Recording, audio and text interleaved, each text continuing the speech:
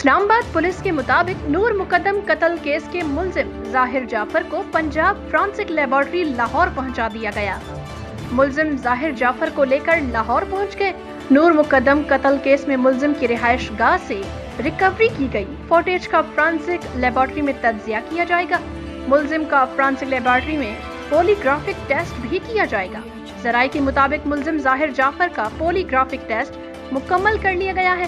ملزم پولی graphic test سے قبل بے ہوش ہونے کی ایکٹنگ اور مختلف بہانے کرتا رہا۔ ٹیسٹ میں ظاہر جعفر سے 20 سوالوں کے جواب لیے گئے۔ ملزم کے پولی گراف ٹیسٹ کی رپورٹ اسلام آباد پولیس کو بھجوائی گئی۔ To watch more videos, please subscribe to our YouTube channel and click the bell icon.